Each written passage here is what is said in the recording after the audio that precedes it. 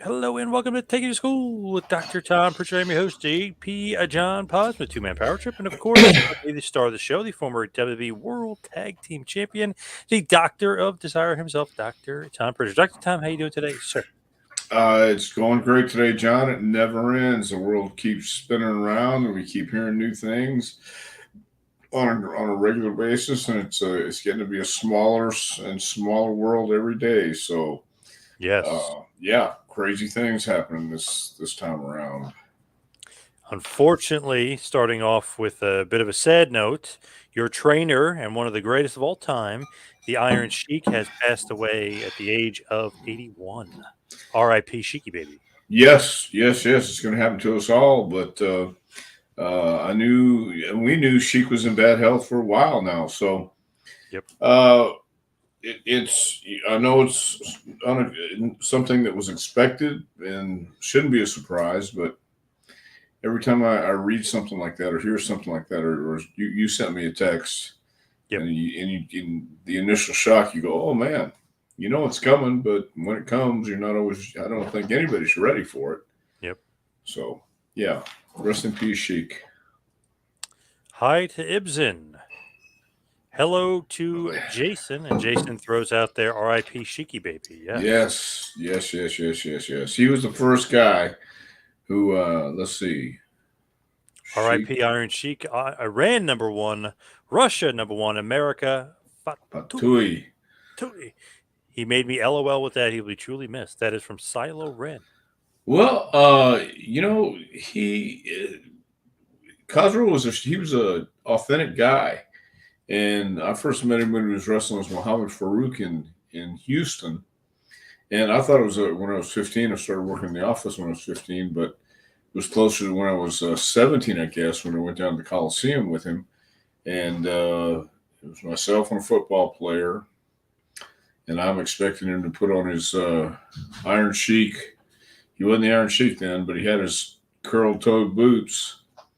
I expect him to put those on, but he puts on a wrestling singlet and wrestling shoes and proceeds to take me out to the ring and teach not only myself, but this big time former pro football player who thinks wrestling's a breeze and pretty easy stuff. But he stretched both myself and this guy. And he discouraged him. He didn't come back after the second week.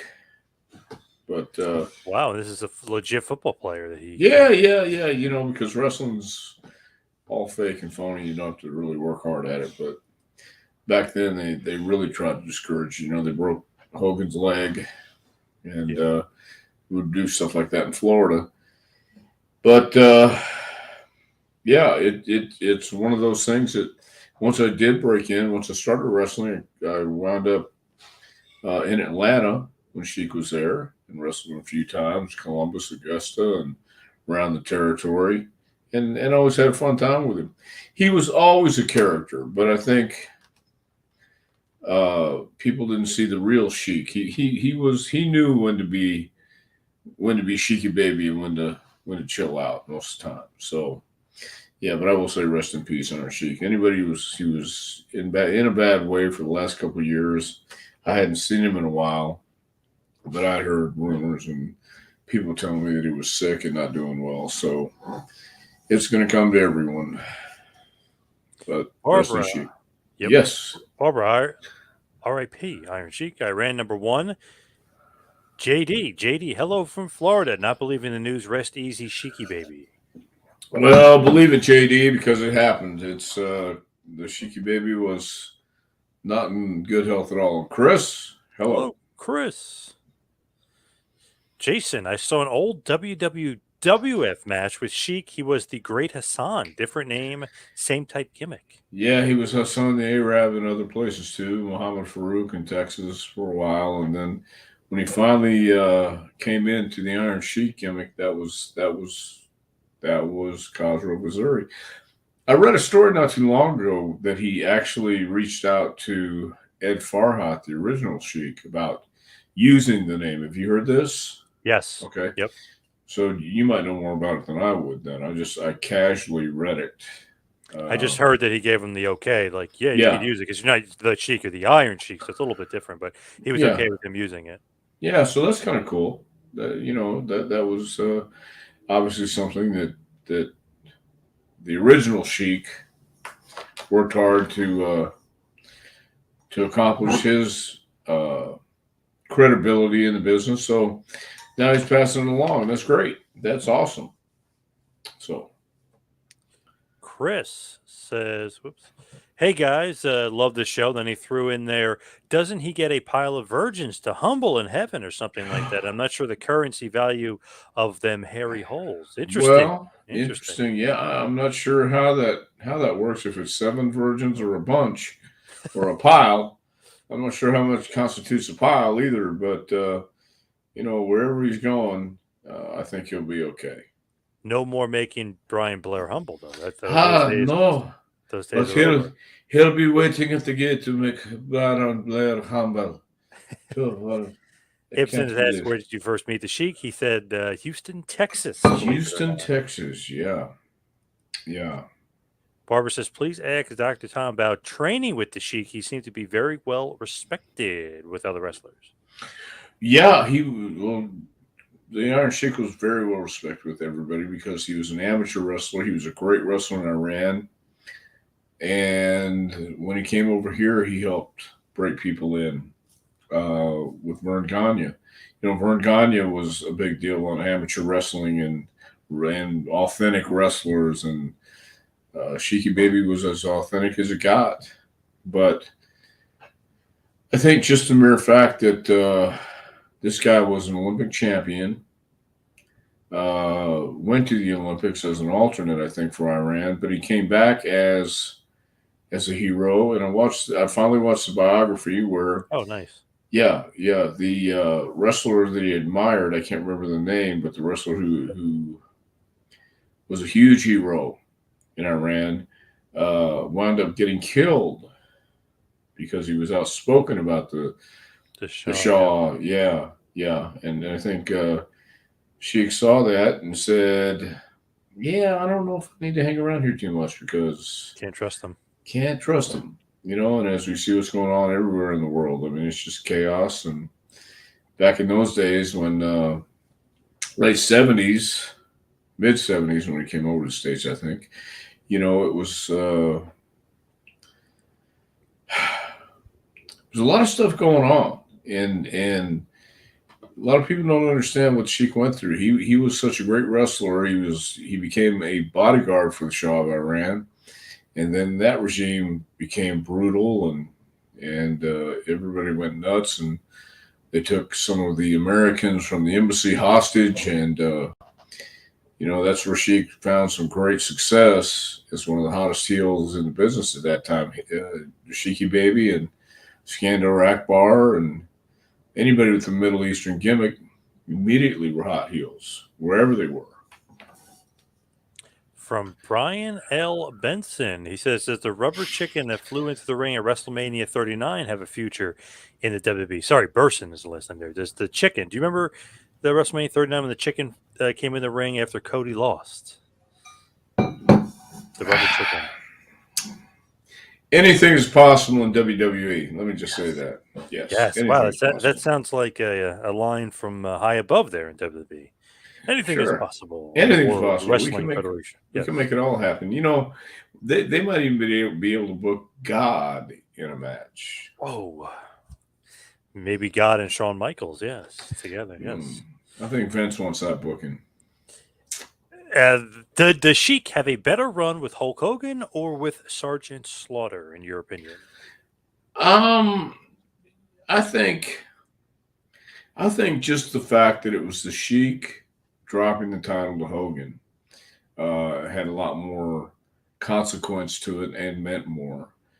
And Slaughter was a great angle, and Slaughter was a great a run there. But I think doing it against Hogan himself and dropping the belt, I don't think there was anybody in the world at that time who looked the part, was the part, and earned the part. You got to remember those guys were uh, starting from the ground up. Really, they were pioneering a whole new whole new thing with the internet coming into effect, and Hogan becoming the face of WWF at that time.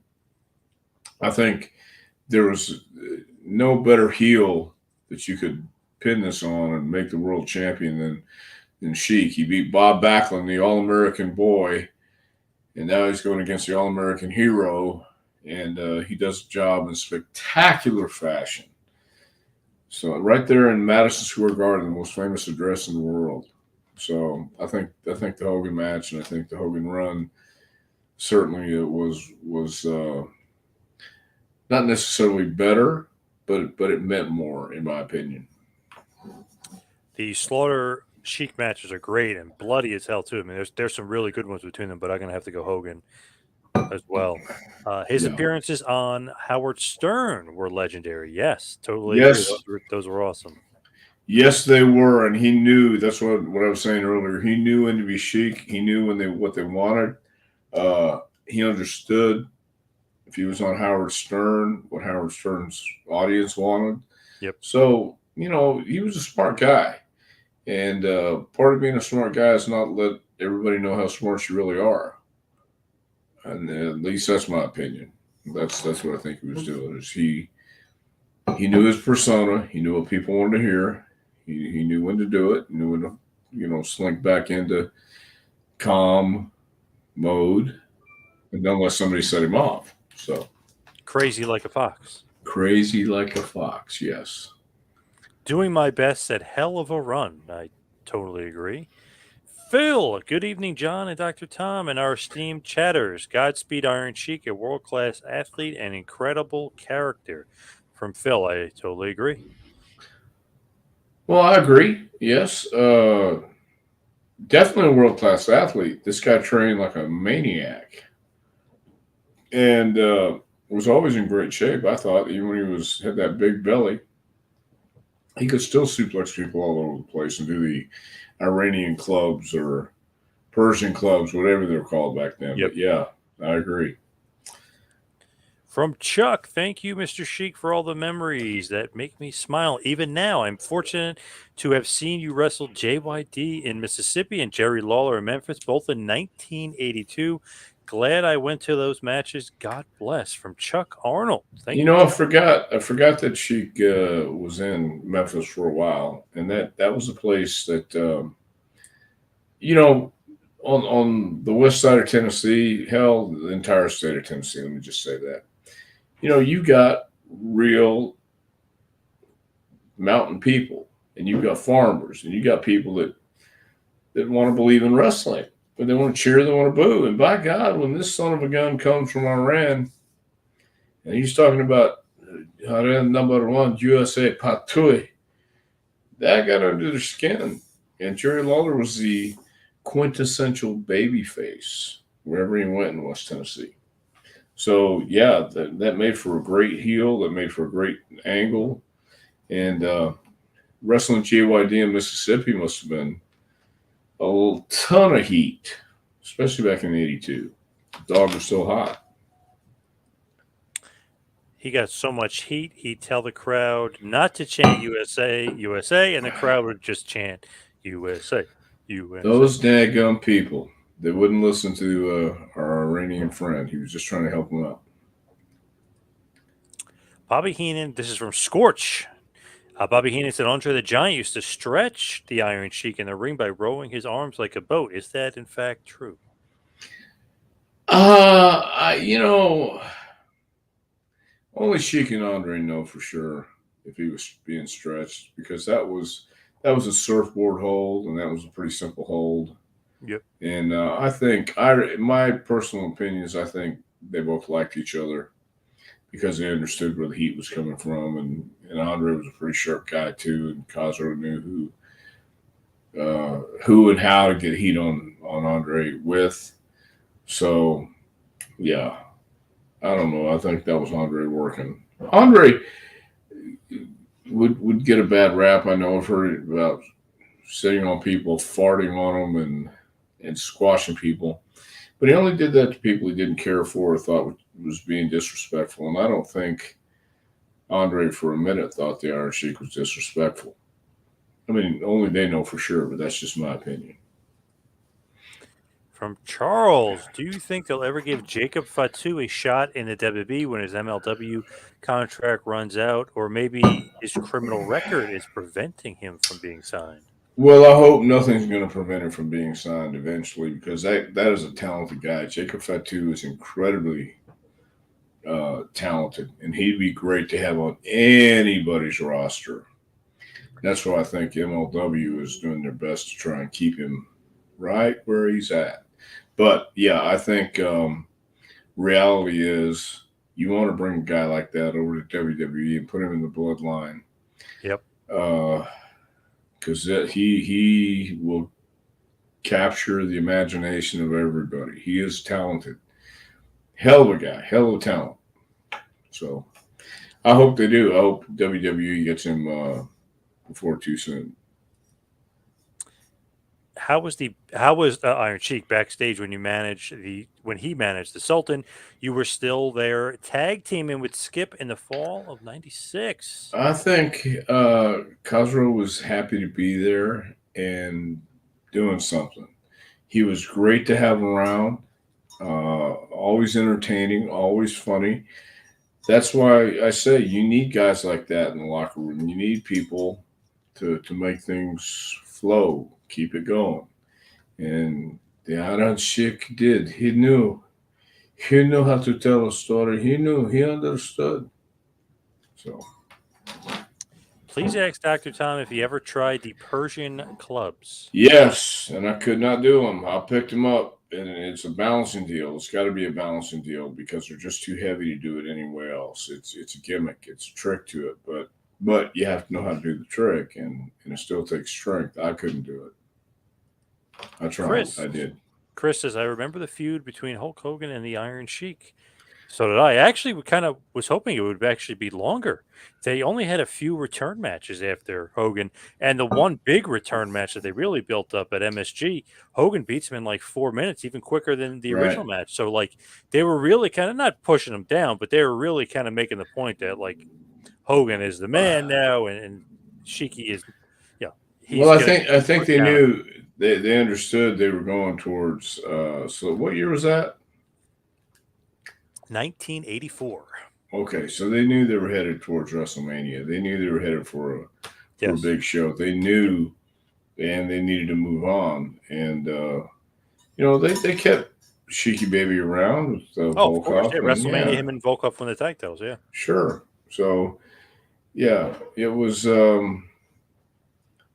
I think he was great. It was great for him to be a part of this startup going towards WrestleMania. I mean, he was credible. He's from Iran, legit. He was a character, and he had that aura about him. He was a bigger, to me, you didn't realize how big he actually was until you stood next to him. And he was a solid, I don't know, I want to say 240, 250. He might have been even more, but man, he was a solid guy. And when you got next to him, stood next to him, or when he grabbed you, he was solid. So, I think they just had to get out of that and move on. I wonder if the Sheik and superstar Billy Graham are working an angle in heaven. Interesting. Well, I think both those guys work angles wherever they go. You buy a picture, I sign. You give me French fries, I sign. Yeah. And Billy probably give you 2-for-1 and a free Iron Sheik picture for $5. I don't know. The last two heel champions pre Hogan era there. Yeah. Sheiky Baby and the great superstar. Michael says R.I.P. Sheiky and Miss Sheiky. He misses him. Well, yeah, but I missed him for a while. I mean, I hadn't seen him in a while, and a lot of the guys I knew early on aren't here anymore, or I've lost contact with. Mark Lewin's a guy, I think he lives off of the island up by Seattle on the Pacific Northwest. I haven't talked to Mark in a long time, and a lot of things I would like to tell him. but that's the nature of the business. You go away, you lose contact. This was long before we had cell phones or computers or anything like that, or Facebook. And but I missed Sheiky Baby for a long time. I haven't talked to him. Last time I saw him was at IWF in New Jersey. Wow, that must have been a while ago. Well, Eric Sims brought him by. Yeah, it was a few years. Oh God, over 15 years ago. So, but it's just you get out of touch with people, and that's the way the business works. Did the Sheik genuinely care for Backlund through conversations with the boys? I don't know. I don't know what she thought about Backlund. I'm sure I would imagine he had respect for Bob because Bob could wrestle and was a tough guy. But I don't know what his feelings were, honestly, because I never asked him. Dr. Tom, was there heat with Sheik and B. Brian Blair? What did Brian have to say? I don't know where the heat came from, if there was any. So I interviewed Brian a few months ago, and I asked him, I said, is that work? Is that a shoot? Like, what's the deal with I'm going to humble Brian Blair, and it's always about you? So he was saying many years ago when he first got into the business, they were doing training camps, and all the wrestlers come around the ring, and they'd all try Sheik out. And he would go, like in Florida, so he'd kind of go through. He said he would destroy everybody. So he kind of was like, okay, here's Brian Blair. Okay, let's see what you got. So he kind of was like, not ragdolling him, but like almost playing it slow. And Blair was aggressive, and he was actually a better wrestler than Sheik gave him credit for. So the boys were like, wow, you didn't kill him like you killed everybody else. Ooh, Brian Blair got the best of you. So the boys kept egging him on. So he said he didn't really get the best of Sheik, but he did better than everyone else. So the guys had to bust Sheik's balls about something. So he said that must have stuck with Sheik forever because in his head, Brian Blair, I humbled him. So basically what Sheik should have done, just killed him like he killed everybody else. But he didn't. So the boys busted his balls, and Brian Blair said that's the only thing he could think of that stuck with Sheik, and because the boys were ripping him about it. Well, and that makes sense. Something like that I could see with a guy who has such pride and, even come as close to the Olympics as he did. I mean, going to the Olympics, I couldn't even imagine. But that's another level altogether. So when you have a guy like Brian Blair and the boys are saying, "Oh, he got you, Sheiky baby." Yeah, he went up to you. Yeah. Oh, look at that! You weren't so tough there, were you? This guy had never been out of Tampa and he got you. Yeah, I think he would probably take exception to that. But apparently, Blair is pretty tough. I don't know if you have any background, but apparently, pretty tough. I'm not doubting that at all. I'm not doubting that at all. I've known Brian for a long time. But your best buddies with Paul Orndorff, you better be tough, right? I guess, you got to at least hold your own. And I think Brian could hold his own. Yep. I just don't know what happened with Sheik and him. I love that, though. Make you humble, Brian Blair. Mm-hmm. FENA, that's great. Did the Sheik ever see you train wrestlers at your school? No, he did not. Was Dr. Tom ever in world class when Eric Embry was champion? Not when Eric was champion. No. When I started out, I did some shots at Sportatorium in Fort Worth and Oklahoma, Mississippi, Louisiana. I did shots from October 20th all the way through January of the next year. October 20th, 1979 through January of 1980, I was making shots all over the place for Bill Watts, Leroy McGurk. That's where I met Brian and Jimmy Garvin in Oklahoma. And going to the Sportatorium with Boyd Pierce and trying to think of who else.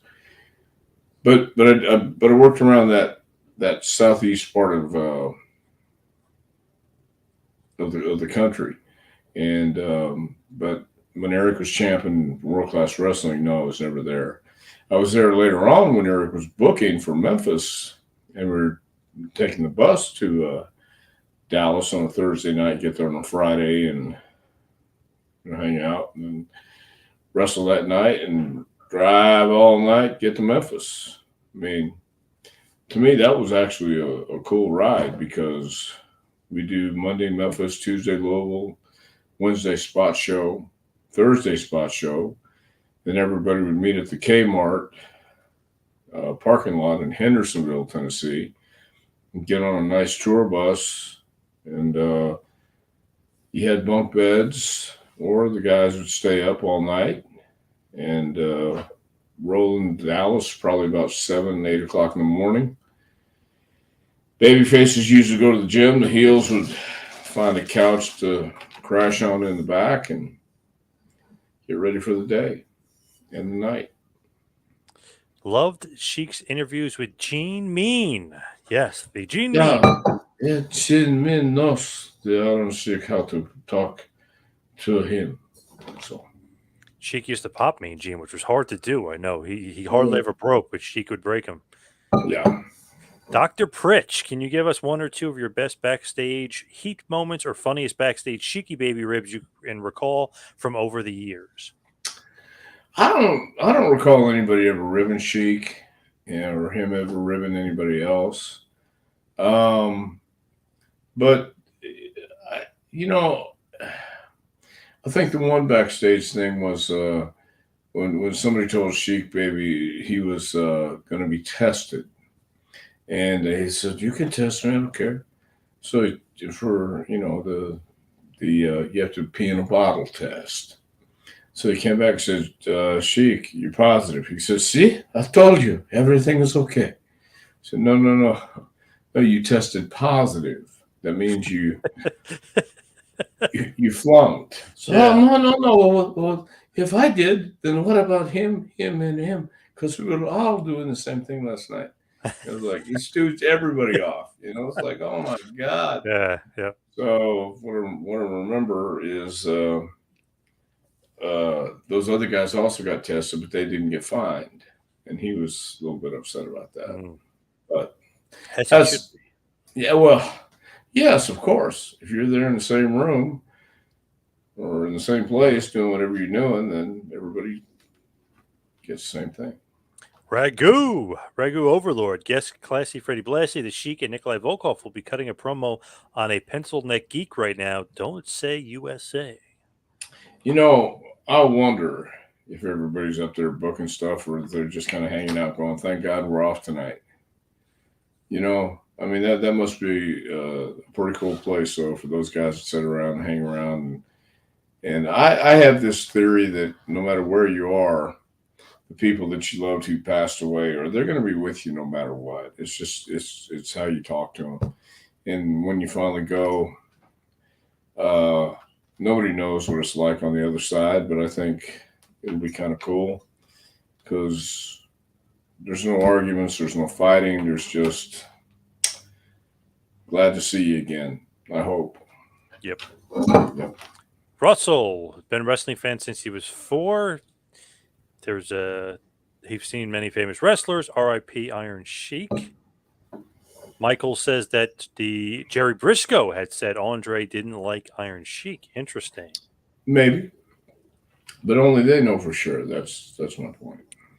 Ibsen saying people may not mention this on social media yet, but General Adnan, the other half, or really other third of the Triangle of Terror, I believe is hurting as well. Keep him in your thoughts and prayers. Yeah. General Adnan, Sheik Adnan El-Kaisi. Mm-hmm. Yeah. Mitch Miller, I always liked Classy Freddie Blassie as his manager.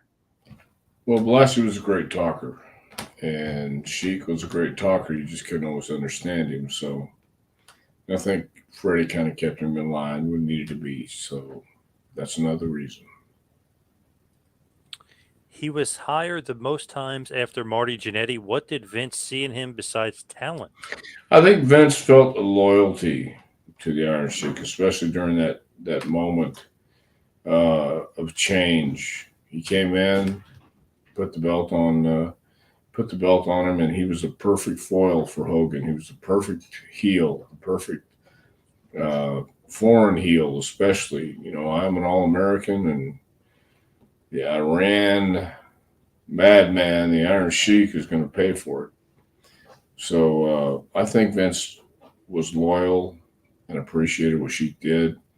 You know the old story about Vern Gagne. Wanted to break Hogan's leg, yeah. Yeah, and there would be nothing to really stop Sheik from doing that. I mean, but Sheik and Baby was smart enough to understand that Vern wasn't wasn't Vince, and Vince had big plans, and I think more people had faith in Vince than they did Vern. Obviously, they did. Yeah, yep. Yeah, Mastodon, any thoughts on his run as Colonel Mustafa in 91, 92? I think again he was happy to be there, and he did a great job for being what he was and what he was supposed to do. How come many wrestlers did not go to Mean Gene's funeral? Wow, I didn't know that. Well, I don't know either, and there's a lot of reasons uh, that only the boys know, that only you know why you're not going somewhere. And there's reasons why I will make it a point to go somewhere and uh, to a funeral. At the same time, I can't go to all the funerals. Nobody can, and I think they understand that. The person who passed away, and maybe the family won't, but I think the person who passed away understands. I mean, if you haven't talked in a while, if you haven't seen somebody in a while, and you feel like you have to go, then by all means go. But sometimes it's just not feasible. It's not you're not able to go. People have obligations and life. Good day said in the Iron Sheik's non-WWE Hall of Fame acceptance speech a few years ago, he showed clear signs that he was quote unquote in on the jokes. He said that Brian Blair was his friend. R.I.P. Right, and that goes back to the Andre thing too. Only they know. You Yep. know, Andre may have said he didn't like the Sheik, and once he gets in the ring, then he realizes. Um, they said that's just my take on it. I mean, I think Cosgrove knew how to be what he needed to be. He was not a dumb guy. He really wasn't. He did things like the rest of us did. So, Did you ever travel with the Sheik, and who drove? Thanks. oh no, I never did. I never really traveled with him. When I was in Atlanta, baby faces and heels were not allowed to travel together, and really Atlanta was the only place I was with him where I worked matches where we were in the same territory. So Polar Burr says R.I.P. to the Sheik. Phil says they're hanging out with Gene Mean right now mm, up there in heaven.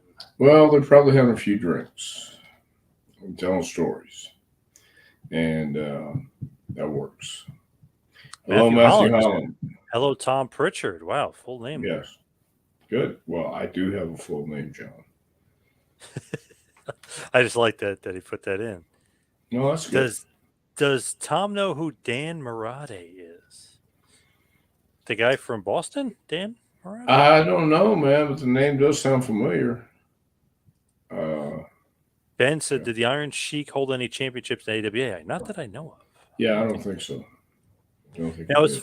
as far as Sheiky Baby, we might get a couple more comments about him, but we did have a couple comments come up about somebody we want to talk about. That was Magnum TA, who just had the very good Dark Side of the Ring episode that aired last night. I just thought that was some good stuff there. So this just came in from Magazine Retriever. A number of people speculate that Magnum TA could have been world champion, but it's difficult to say. We've seen many talented wrestlers who were never given the world strap.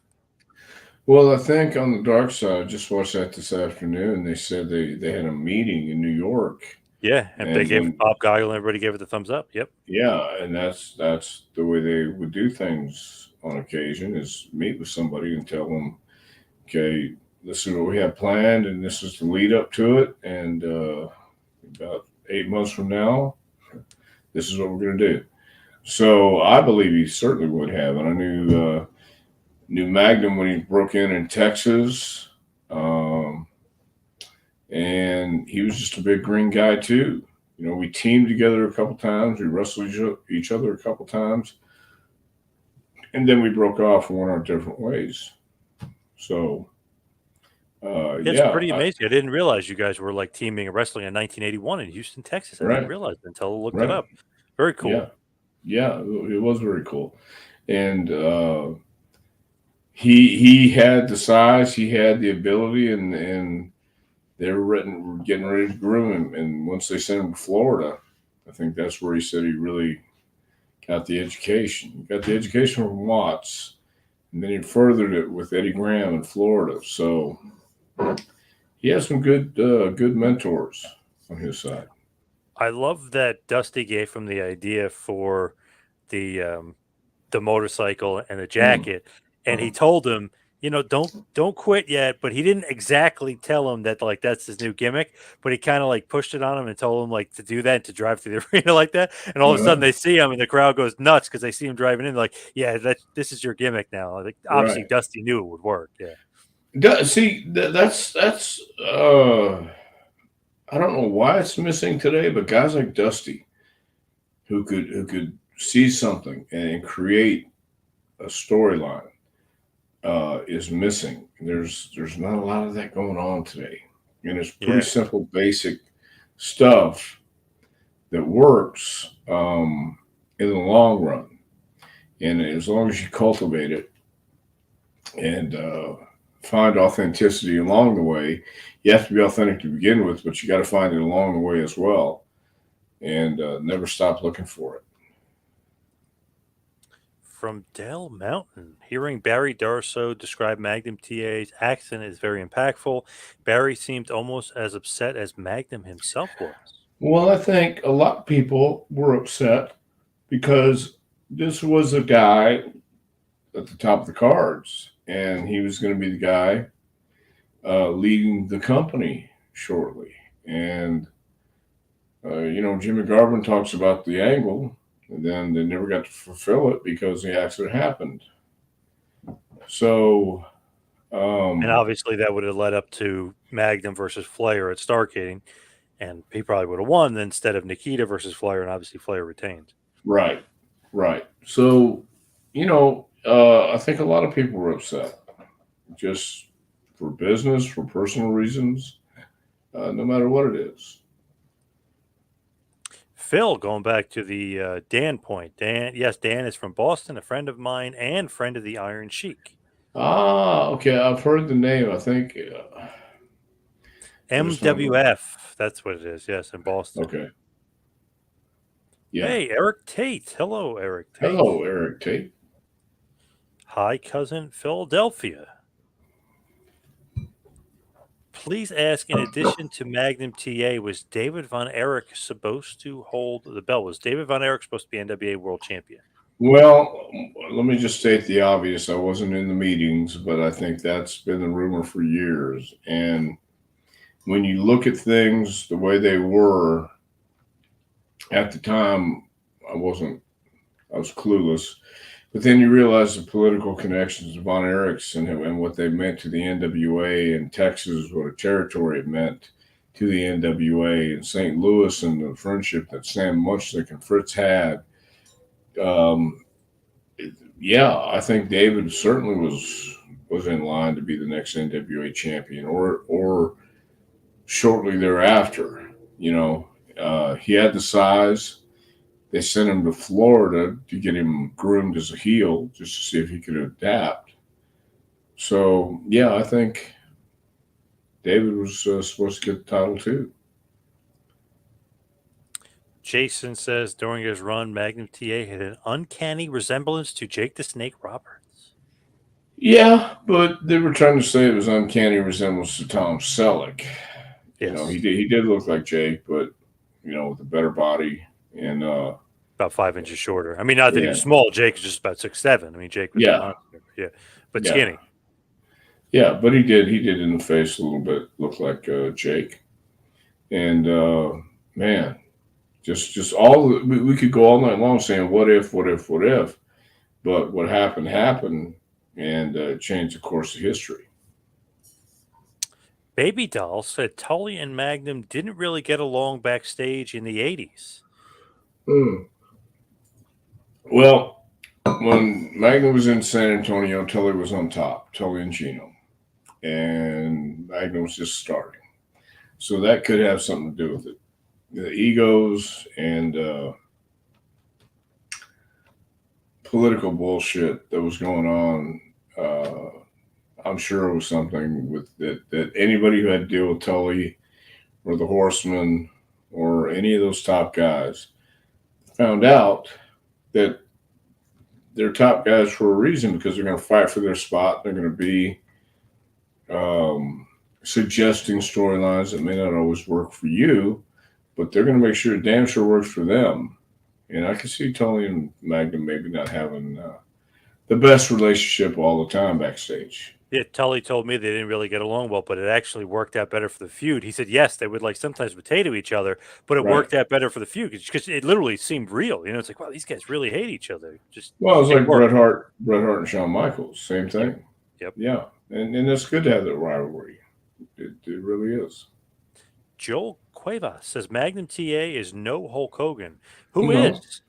no, Who that's is? what I'm Nobody is. saying. Yeah. There is only one Hulk Hogan, but Magnum was, it's Magnum was in a league all by himself, like Ric Flair, like Hulk Hogan, like the Four Horsemen. No, he wouldn't be Hulk Hogan, but he would certainly be Magnum TA, and I think he could have carried the ball, no doubt. Yes. Yep. He says that he's equivalent to Buff Bagwell. That's an interesting one. No, definitely not. No way. I would put Magnum to Well, more towards the top of the card. number Even one, though he's Buff saying is upper mid card higher. he's talking about Magnus, is what he says up there. I don't know if you read the. Oh, he spelled it wrong. Yeah, it puts Yeah. it instead of Magnum, it says Magnus TA. No, Buff and Magnum are totally different. Yeah. Hey, from Aunt Dog. Love you, Doc. And dog, you got that dog in you. That's good. If Magnum showed up to your school, what would you tell him to teach your students about? How he got over. Look, it's not about the moves. It's not about all the wrestling. It really is about connecting with fans and being a star. And not everybody knows how to be a star. I can tell you because I've seen it, I've been around it. But to duplicate it or replicate it or do it, you either have it or you don't. And Magnum had it. He understood. You can't teach someone how to be 6'3", 6'4". You can't necessarily teach them how to have charisma. You can ask them to watch people with charisma and maybe steal it from them, but you have to have that gravitas. And I use that word a lot, but I would ask Magnum to tell the kids how he found his gravitas, how he found his confidence, and what the process was, what the steps are. Because I can teach you how to do a top wrist lock or a hammer lock, but that's just to get you where you need to be in the match.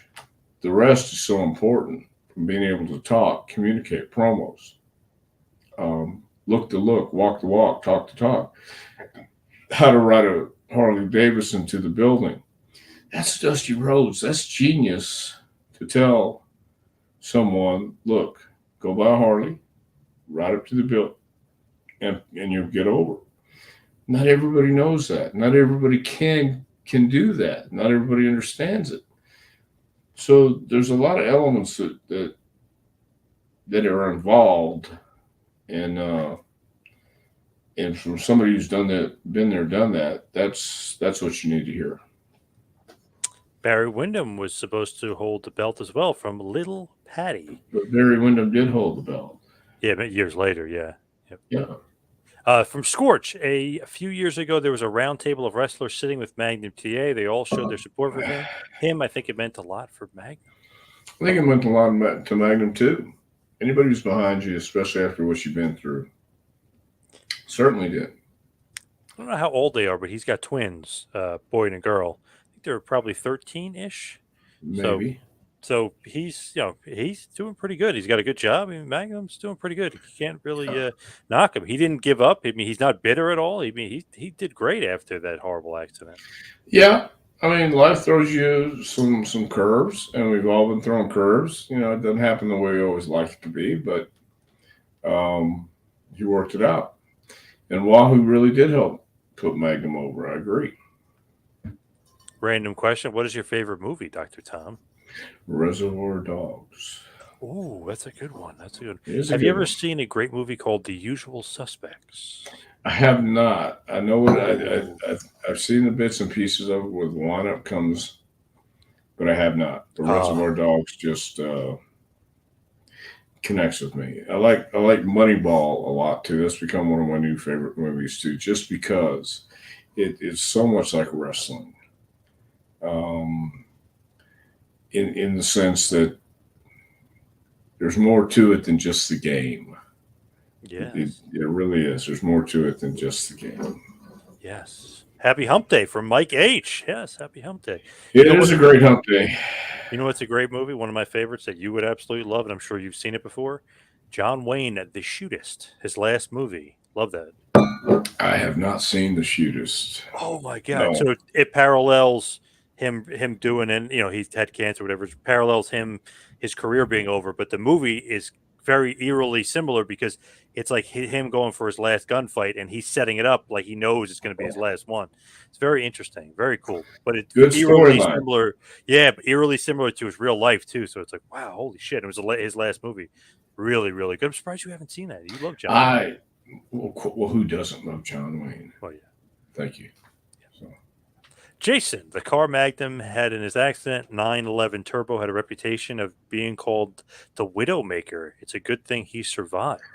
wow, it is a good thing he survived. Brett Armstrong had a 911 Turbo as well when he first got to Atlanta, and he was making really good money. And we drove in the car, and I remember him just saying what a piece of shit it was. He thought, he always wanted to get a Porsche, and finally did, and he wasn't real happy with it. So, I don't know, man. Nice fast cars and nice fast cars, but I don't need to go that fast these days. Magazine Retriever, do you think that a gimmick like Magnum TA would get over today or could get over today, or is it too 1980s ish? I think it's all up to the person you're putting it on and doing it with. Could it be done today with a big, good looking guy who looks like a movie star on TV in a series? Yeah, it could be. It could be done if he has the charisma, the maturity, and understands showbiz, I understands think it how to would be connect. I think it could work today, but as a heel. Like he thinks he's a movie star, like he's this big, huge guy. He's tough. He's like a little bit of a street fighter. I think it would work as a heel today. It would be Well, really look at Razor Ramon. mm, Razor looked big, good looking guy. yep. Um, Copied something from Scarface. Vince didn't watch the movie, so he thought it was the most original thing he'd ever seen. Yeah. Yeah. And yeah, and so it's just the manner it's presented, and the manner the guy wants to present it in. Polar Bear's throwing his 2 cents in. He says Goodfellas, one of the best movies. Mm. Goodfellas is a good movie, but my favorite is Reservoir Dogs because it's Tarantino's first movie, and he tells a story, and you don't know where it's going, but What about Stuck in the Middle with You? That great scene from the it's a movie. great scene. That's an awesome scene. But just learning the dialogue that he had to learn to get in with these jewel thieves, and then he's got to tell the story. And I tell Yeah. people all the time, you need to watch that because that's what you need to do when you're cutting a promo. You're telling stories, and people want to Yep. hear stories more than they want to see it. I've never heard anybody leave the arena saying, "Boy, that John Cena has a great hammerlock." Yeah. Not once. But it's hustle, loyalty, respect, and it's what he says and how he does it, and how he does what he says, and it's a spectacle. We got to understand that. Love the Shootist with Ron Howard. Yes, young Ron Howard is in that movie with Oh, John he's Wayne. in there. Yep. Yep. He's Son of a probably gun. 17 at that point. Yeah, he's a little bit older. Yep. Wow. Okay. Well, I'm Uh, not making a point. Yeah. yeah, I gotta see it. What do you think of the wrestler with Mickey Rourke? Well, it was okay. I mean, it, they they they they crammed it all in what, hour and a half, whatever it was, Hour 40 probably. Yeah, hour and 45 minutes, whatever it was. it's a But little sad. You know. yeah, the part where he sees his daughter and he buys her whatever he buys her a dress, and they're talking, and at the end what happens at the end? Does he die? He jumps off the top rope. Does he survive? I don't know, but it was too. I've seen those scenes too many times to, it was just like with the guys in the beginning of the movie. You're sitting around a table and they're falling asleep, and it's like, oh, don't make me watch this. And I did. I watched it because I've seen it. I've seen it other places, and I just kind of cringed because it's like, why? Shawshank Redemption, says Phil. That's a great movie. That's a good movie, but if you ask me one that I really enjoy, you ever seen Memento? Yes. Okay. Love Did that you? movie. Yes. Okay, I liked it too. Did you get it? You understood they were going backwards to get to Yes. the. Okay. Yes. I actually have So a DVD copy of it. I haven't watched it, but supposedly they play it forward. But it wouldn't be right, as good yes, if you watch it forward. I have the DVD Oh, too. you My do? wife, Okay. my wife got it for me because we went to go see this, and she didn't like it at all because it's going backwards. And I'm explaining to But her. I said, "Look, no, this is. You just got to wait for it. You can't try and figure it out yet. In the end, it'll all be clear." yep. And she bought me the DVD, and yeah, you can watch it forwards too, but I don't. I'd rather see it backwards. Guy Pearce is a star. Great actor. He's also in a great movie, L.A. Confidential, which is another great movie. Yeah, I haven't seen that one either, but there's a lot of great movies out there. I like Goodfellas. Goodfellas is one that I'll watch anytime it's on TV. I will stop and watch it. Goodfellas is good, but I don't know why I like Casino better. Casino, Which is very similar, yeah, obviously. very similar, but you're right. Casino is a good storytelling, but yeah, Casino's more Vegasy, and Goodfellas is more Vegasy. Well, I guess New York, really, yeah. New York, yeah. It's just it's insane. Steven says, can Rufus R. Jones work in today's wrestling? I don't think so.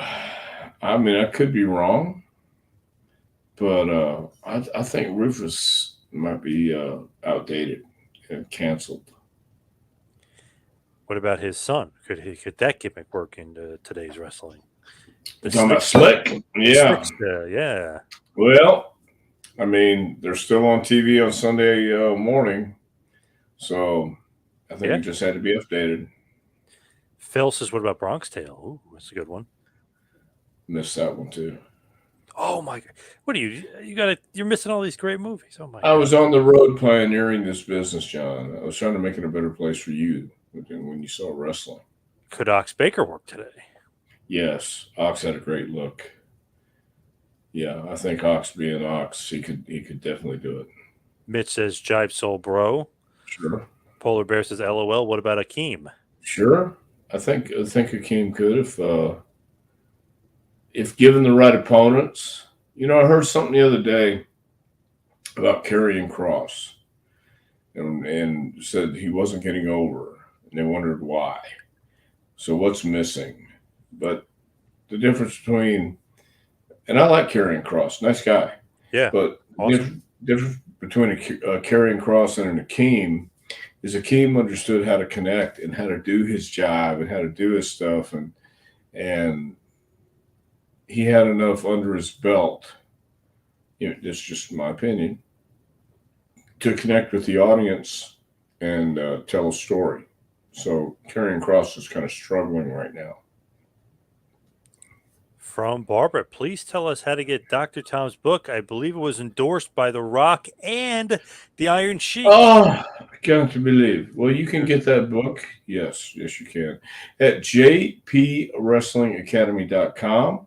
Click the training tab at the top of the page there. Yeah. The Rock right there. There you go. And yeah, Piper. So you can hit the training tab.